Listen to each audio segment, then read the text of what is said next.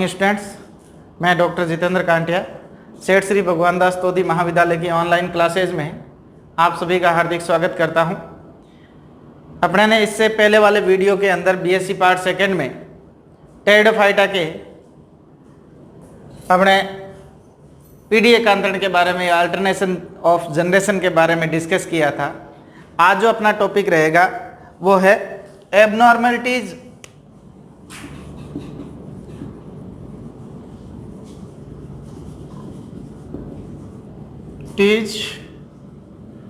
in life cycle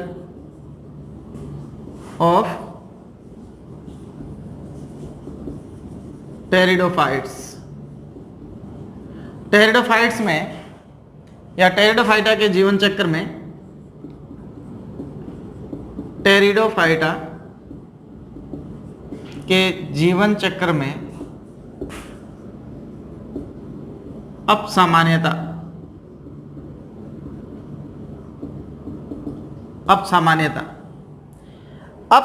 क्या होती है कि जो नेचुरल क्रियाएं होती हैं उन नेचुरल क्रियाओं के अंदर किसी भी प्रकार का परिवर्तन हो जाता है, या ये कह सकते हो कि अपने जो नॉर्मल क्रियाएं होती हैं उनमें अचानक से परिवर्तन आ जाता है, तो इस प्रकार की अपसामान्यता कहलाती हैं। अब टेरिडोफाइट के अंदर आप लोगों ने पढ़ा कि हैप्लॉइड पीढ़ी जो होती है वो गैमेटोफिटिक जनरेशन वाली होती है और डिप्लॉइड पीढ़ी जो होती है वो स्पोरोफिटिक जनरेशन वाली होती है। तो टेरिडोफाइटा के लाइफ साइकिल में हैप्लॉइड गैमेटोफाइट अगुणित युग्मकोद्भिद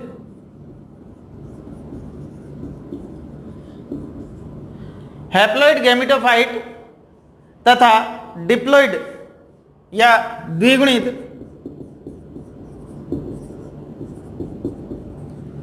स्पोरोफाइट ये नियमित रूप से जो है एकांतर क्रम में दोनों पीढ़ियां जो है जारी रहती हैं या बनती रहती हैं।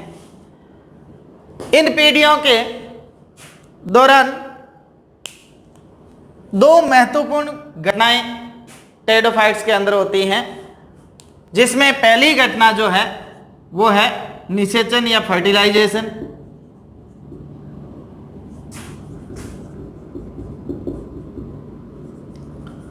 और दूसरी घटना जो है वो कौन सी है, अर्धसूत्रण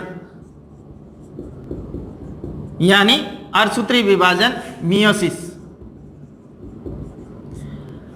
तो मियोसिस जो है उनमें अर्धसूत्री विभाजन के दौरान गुणसूत्रों की संख्या आधी हो जाती है और निषेचन के दौरान उसमें गुणसूत्रों की संख्या डबल हो जाती है। तो ऐसी स्थिति में जो निषेचन होता है वो किस में होता है, अगुणित युग्मक आपस में मिलकर निषेचन की क्रिया द्वारा जाइगोट बनाते हैं, और जो बीजाणुद्भिद है उनके अंदर बीजाणुदानियां बनती है। बीजाणुदानियों में अर्धसूत्री विभाजन द्वारा अगुणित बीजाणुओं का निर्माण होता है। तो इस प्रकार की घटनाएं जो है वो दो महत्वपूर्ण घटनाओं के दौरान ये पीढ़ी एकांतरण निरंतर जारी रहता है, जो कि निषेचन और अर्धसूत्री विभाजन के दौरान होता है। अब अपने इसमें देखते हैं कि कभी कभी ऐसा होता है कि जो ये निषेचन और अर्धसूत्री विभाजन होता है ये क्रियाएं नहीं होती हैं। इसमें जो हैप्लॉइड गैमेटोफाइट है, ये हैप्लॉइड गैमेटोफाइट की कोई भी कोशिका, यानी कि जो युग्मकोद्भिद है, युग्मकोद्भिद की कोई कोशिका सीधे किस में बदल जाती है, बीजाणुद्भिद में बदल जाती है या स्पोरोफाइट में बदल जाती है, और कभी कभी स्पोरोफाइट की कोई भी कोशिका बिना जो है अर्धसूत्री विभाजन के सीधे गैमेटोफाइट में बदल जाती है। तो इस प्रकार की क्रियाएं क्या कहलाती हैं, अपसामान्यता या एबनॉर्मलिटीज कहलाती हैं। अब अपने एबनॉर्मलिटीज को मुख्य रूप से दो भागों में बांट सकते हैं। जैसे पहला पॉइंट जो है वो क्या है,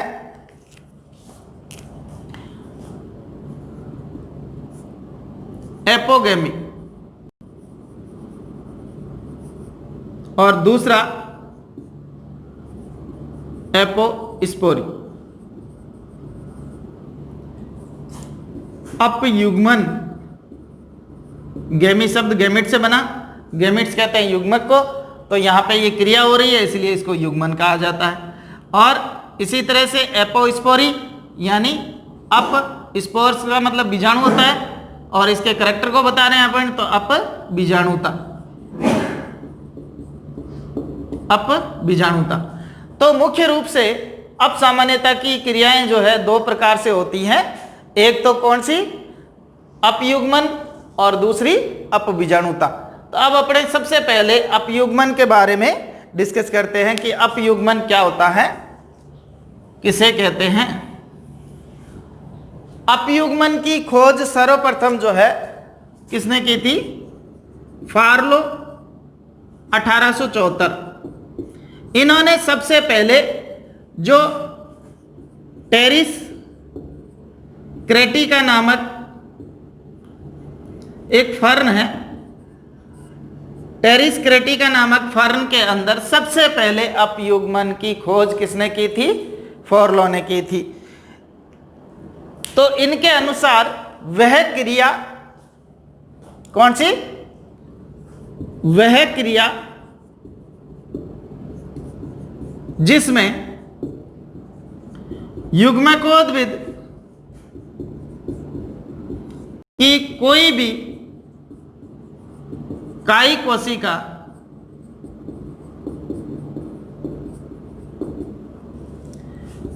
बिना जननांगों व युग्मकों की सहायता के, वह क्रिया जिसमें युग्मकोद्भिद की कोई भी कोशिका बिना जननांगों तथा युग्मकों की सहायता के सीधे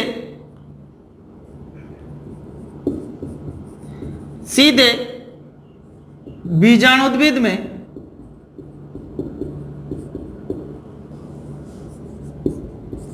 बदल जाती है,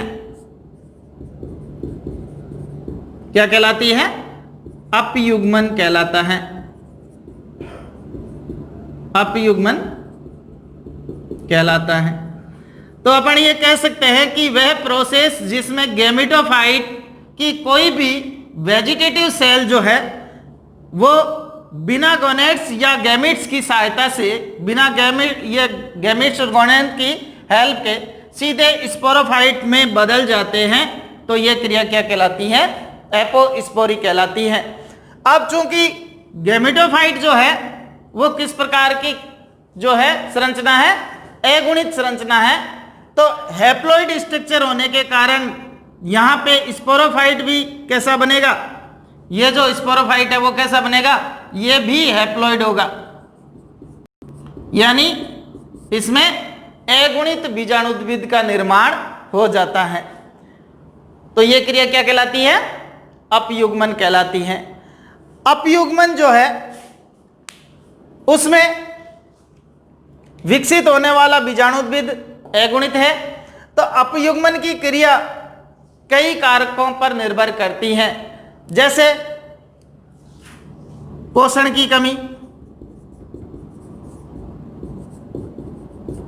की कमी, जीर्णता या जननांगों की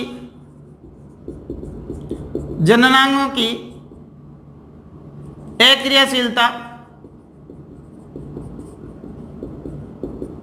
या जननांगों का अपरिपक्वन,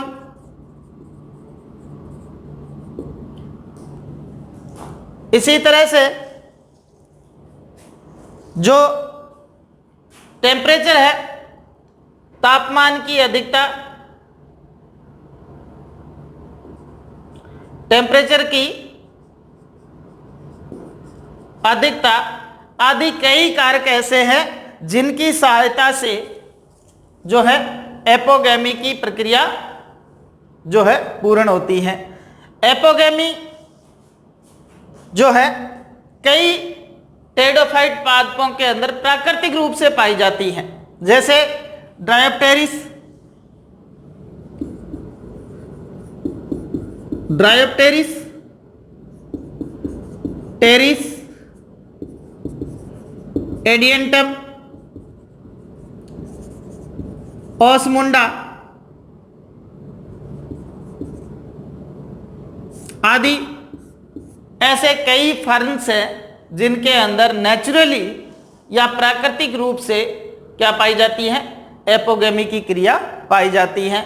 और ये क्रिया जो है किन कारकों पर निर्भर करती है कि या तो तापमान की अधिकता हो तो एपोगेमी की क्रिया प्राकृतिक रूप से हो जाती है, या पोषण की कमी हो तो एपोगेमी की क्रिया प्राकृतिक रूप से हो जाती है, या अंगों के अंदर जीर्णता आ जाती है तो एपोगेमी की क्रिया जो है सीधे हो जाती है। इसी तरह से जननांगों की अक्रियाशीलता या अपरिपक्वता के कारण भी क्या हो जाता है, अपयुग्मन की क्रिया हो जाती है। अब अपने इस क्रिया के दौरान अपन देखें कि जो ये अपयुग्मन की क्रिया है,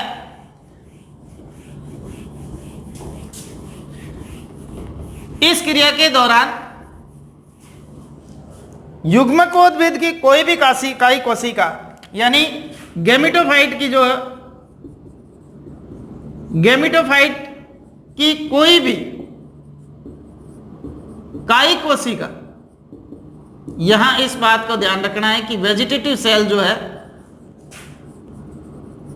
ये वेजिटेटिव सेल ये किस में भाग लेती है, ये अपयुग्मन में भाग लेती है। अपयुग्मन की क्रिया के लिए वेजिटेटिव सेल जो है किस में कन्वर्ट हो रही है, स्पोरोफाइट के अंदर।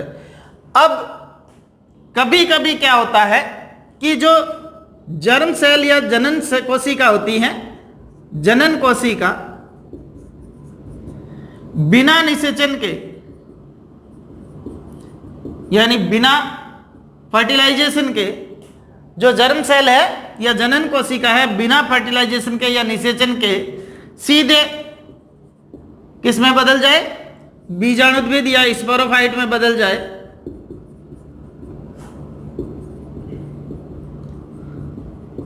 तो यह क्रिया क्या कहलाएगी, अनिषेक जनन कहलाएगी।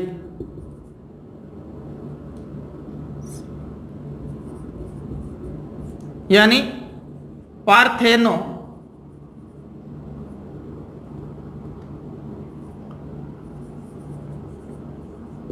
पार्थेनोजेनेसिस कहलाती है। तो कहने का मतलब यह है कि सबसे पहले एपोगेमी की खोज किसने की थी, फोरलो ने 1874 के अंदर। एपोगेमी क्रिया कौन सी होती है, जिसमें कि गैमेटोफाइट की कोई भी काई कोशिका सीधे किस में बदल जाती है, स्पोरोफाइट में। और स्पोरोफाइट जो है वो नेचुरली किन किन प्लांट्स में पाया जाता है कि लगभग जो भी फर्न्स होती हैं जैसे ड्रायोप्टेरिस, टेरिस, एडियंटम, ये ओसमुंडा आदि जो भी फर्न है उसके अंदर ये प्राकृतिक रूप से पाया जाता है। और ये जो एपोगेमी है वो उत्पन्न किसके कारण होती है, ये पोषण की कमी के कारण या टेम्परेचर की अधिकता के कारण या जननांगों की अक्रियाशीलता के कारण या जीर्णता के कारण, ये कहीं भी किसी भी प्रकार के ये प्राकृतिक कारणों के कारण ये उत्पन्न होती हैं। अब इसमें यदि गैमेटोफाइट की कोई भी कोशिका काई कोशिका न होकर उसमें जनन कोशिका जो है बिना निषेचन के सीधा बीजाणुद्भिद में परिवर्तित हो जाती है, तो ये क्रिया क्या कहलाती है, पार्थेनोजेनेसिस कहलाती है। अब अपने इसमें देखें कि जो एपोगेमी है वो किस प्रकार से होती है, कि अपन डायग्राम के द्वारा इसको शो करते हैं कि जैसे ये मान लीजिए कोई थैलस है,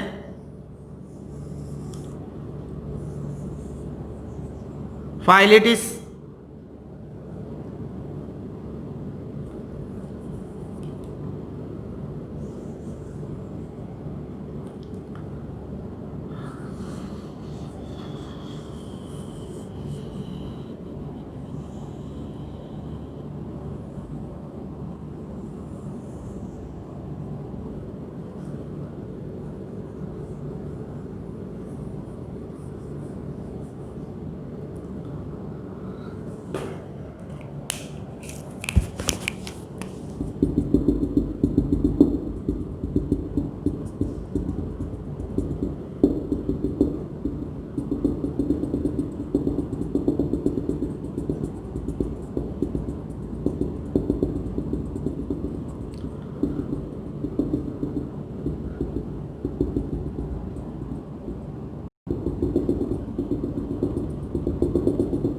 ये फाइलिटिस टेरिडोफाइट्स जो है उसके अंदर इस प्रकार का ये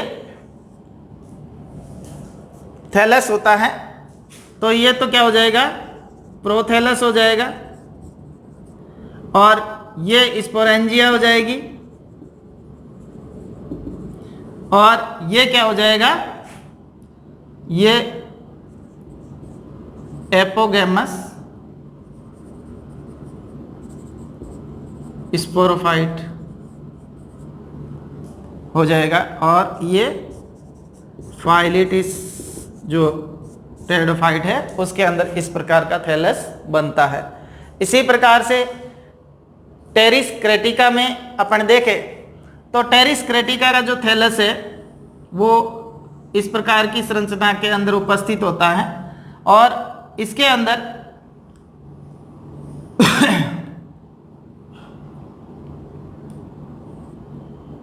यहाँ पे एक कुशन उपस्थित होता है, और इस कुशन से यहाँ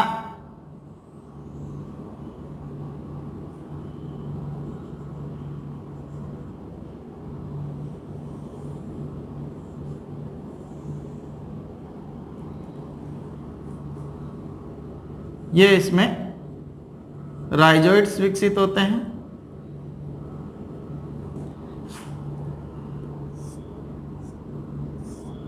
अब इसमें थैलस की संरचना अपन देखें तो ये थैलस अपने को इस तरह की संरचना के रूप में दिखाई देता है।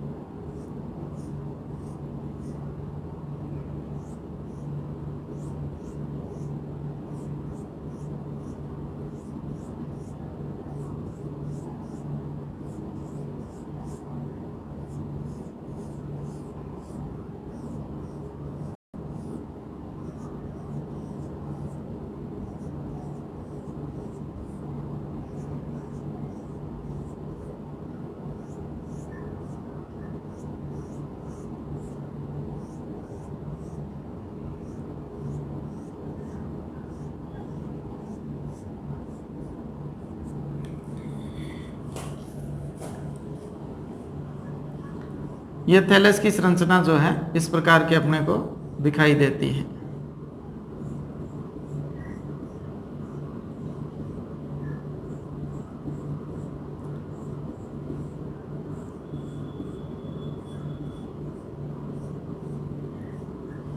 अब इसमें जो है ये तो क्वेश्चन हो जाएगा, ये प्रोथैलस हो जाएगा, ये जो है राइजोइड्स हो जाएंगे, और ऊपर का जो पार्ट है वो क्या हो जाएगा, एपोगैमस स्पोरोफाइट। ये क्या है, एपोगैमस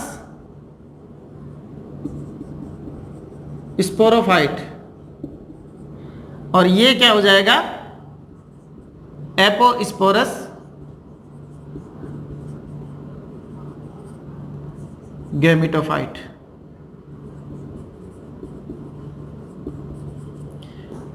तो ये जो संरचना है वो किसके अंदर है, टेरिस क्रेटिका जो फर्न है उसके गैमेटोफाइट के अंदर एपोगैमी और एपोस्पोरिका, ये डायग्राम इस तरह से अपने को दिखाई देता है। तो आज अपने ने डिस्कस किया किसके बारे में, एपोगैमी के बारे में। नेक्स्ट वीडियो के अंदर अपने डिस्कस करेंगे एपोस्पोरी के बारे में। तब तक के लिए धन्यवाद।